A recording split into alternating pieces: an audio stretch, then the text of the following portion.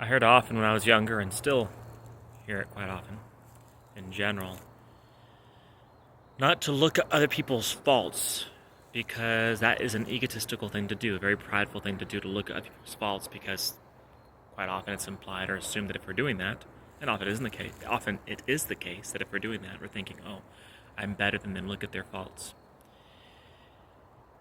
And yet often, at the same time, if not always, there's a potential to use it as, oh, look at what the mistakes they're making are. Not because I'm thinking I'm above that, because I can realize, oh, wow, how easy it is to make mistakes. Let me learn from them. Because it's hard for us to see our mistakes. It's hard for me, I'll speak in the first person. It's hard for me to see my own mistakes, because usually when I'm making my mistakes, I have a lot of emotions going on, so I'm so wrapped up with simply trying to act as a rational person and be mature as an adult to try and temper down my emotions, that when I make my mistakes, that's all I'm able to do, just hit the motions. And to actually realize the mistake itself is more than I'm capable of.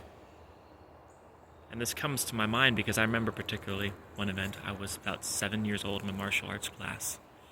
And we had this one boy who was very rowdy. And it really nipped him in the rear end because he was so rowdy that even when there was an honest-to-goodness mistake, it was usually a case of the boy who cried wolf. We had this one case we were told at the end of a class, okay guys, by the instructor, don't grab the balls, because we were about to play dodgeball. What does he do? He runs out and grabs the ball. And he gets told, okay, you're out. You were told not to grab the balls. And he was crushed. He said, I thought you said grab the balls. And I could see what was happening, and I understood that it was his overall temperament in general that got him into a tough spot. And yet I was also thinking, man, it's kind of harsh. It was a genuine misunderstanding. Like, oh well, maybe he'll get a chance to learn in the second game.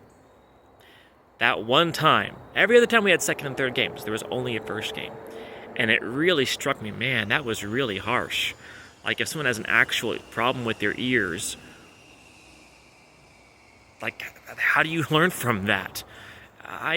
It struck me so much that I was frustrated that he didn't get a chance to learn again, that now more than 2 decades later, I still remember it. But now as an adult, I realize, oh, I do the same thing sometimes.